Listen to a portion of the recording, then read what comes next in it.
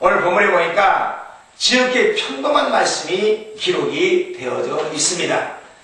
구하는 이가 얻으며 찾는 이가 찾으며 두드리는 이에게 열릴 것이냐고 말씀하고 있습니다.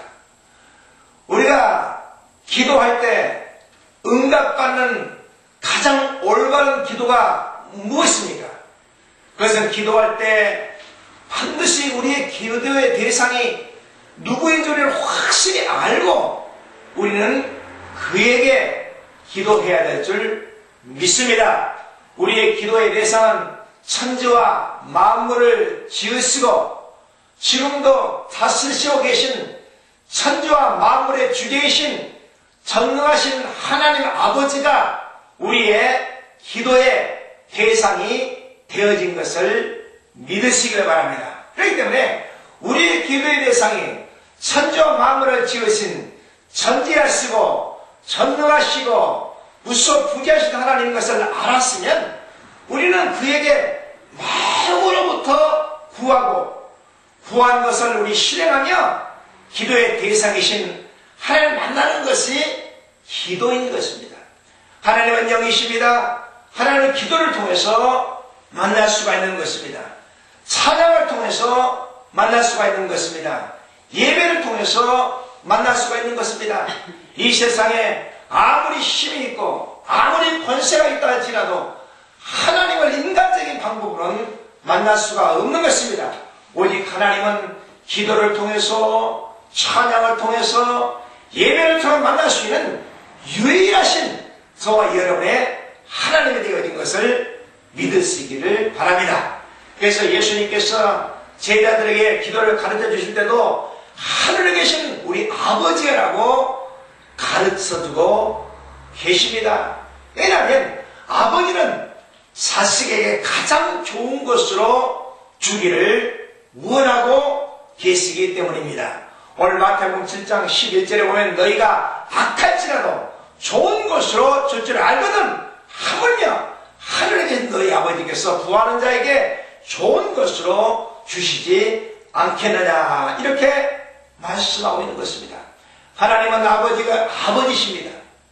하나님은 아저씨가 아닙니다. 천지와 만물을 지으신 하나님 아버지인 것입니다. 아저씨는 힘들고 어려울 때 한두 번은 봐주지만 정말 계속되는 어려움 속에는 떠나버려 마는 것입니다. 그러나 우리 아버지가 되신 하나님은 우리가 어떤 환난과 역경과 고난 가운데도 성령으로 우리와 함께 하시고 우리를 도와주시고 우리의 모든 문제를 해결해 주신 좋으신 하나님 아버지가 우리의 아버지가 되신 것을 믿으시기를 바랍니다. 하나님께서는 택한 백성을 위해서 하나밖에 없는 아들을 대소물로 내어 주신 것입니다. 하나밖에 없는 아들을 주신 하나님께서 우리가 이 땅에서 필요한 것 무엇이 아까워서 주시지 않겠습니까?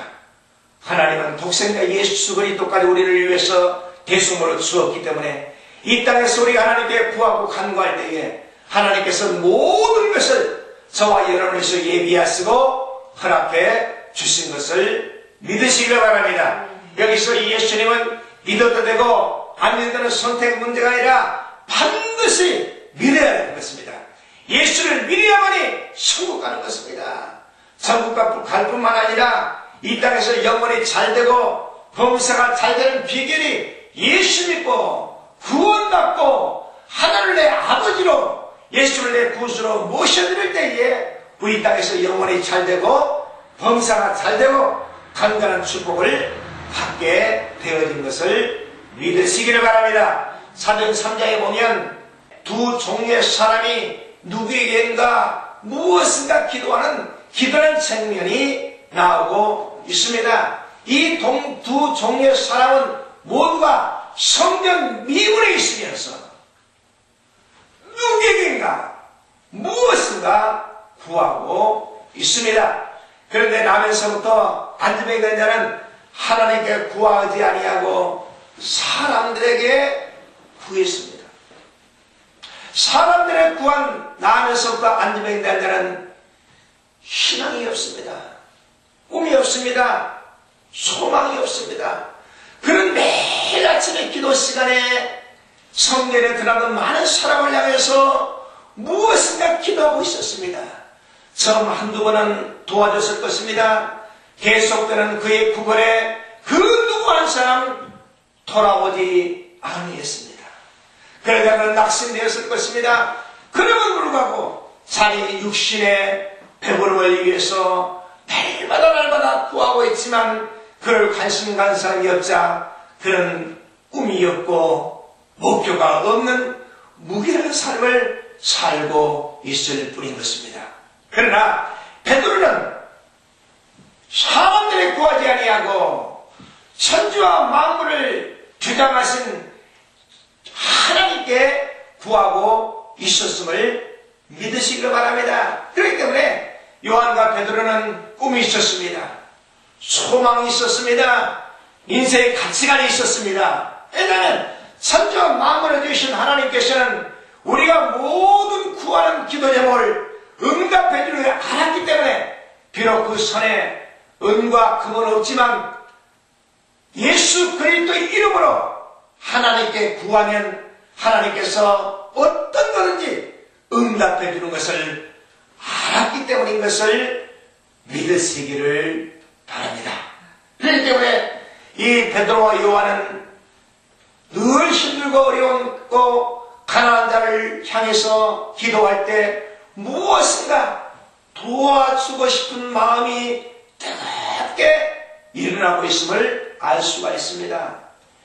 사람에게 구하는 나면서도 앉은 명의는 평생 동안 구걸하면서 남의 도움을 받고 사는 신세가 되었지만 하나님께 기도하는 베드로와 요한은 날마다 남에게 도움을 주며 사는 인생이 되었음을 믿으시기를 바랍니다. 그렇기 때문에 그들은 꿈이 있었습니다. 그들은 소명이 있었습니다. 그런 뚜렷한 목표가 있었습니다. 그리고 그는 가치관을 가지고 살고 있었음을 우리가 알 수가 있습니다. 저와 이 땅에 살면서 힘들고 어려운 일이 있어서 하나님께 기도해서 응답받아본 경험이 있는 분들은 이 땅에서 어떤 환난과 역경과 고난이 있어도 낙심하지 않습니다. 포기하지 않습니다. 왜냐하면 하나님께서는 저와 여러분의 모든 구하는 것을 응답해 준 것을 알기 때문인 것을 믿으시기를 바랍니다. 그렇기 때문에 기도하는 사람은 응답 그는 없지만 마음으로 넉넉하게 살아갑니다. 그렇기 때문에 베드로와 요한은 눈에 보이는 형상보다도 눈에 보이지 않는 그 나면서부터 안주병된 자의 영혼을 사랑하는 마음이 있었음을 알 수가 있었습니다. 많은 사람들이 그냥 비웃으면서 지나갔지만 그는 그 사람의 외모를 바라보지 아니하고 그들의 환경을 바라보지 아니하고 그 사람 속에 있는 영혼을 사랑하게 되었고 영혼을 바라보게 되었음을 믿으시기를 바랍니다. 그래서 그는 은과 금을 구하는 그에게 금보다 더 귀한 나사렛 예수 그리스도 이름을 선포함으로 말미암아 그는 그 자리에서 치료받고 뛰기도 하고 걷기도 하며 성전에서 하나님의 사탄의 역사도 예수 그리스도 이름으로 묶어버릴 수 있는 놀라운 역사가 나타나게 된 줄 믿습니다. 이 세상에 누구든지 예수를 구주로 영접하기만 하면 너는 내 것이라고 인정해 주시는 것입니다. 요한복음 1장 12절에 보니까 영접하는 자 곧 그 이름을 믿는 자들에게는 하나님의 자녀가 되는 권세를 주신다고 말씀하고 있습니다. 이 세상에 어떤 죄를 지었다 할지라도 어떤 권세를 가졌다 할지라도 예수를 구주로 믿기만 하면 하나님을 아버지로 권세를 얻을 뿐만 아니라 하늘을 상속받을 수 있는 권세까지 얻게 된 것을 믿으시기를 바랍니다.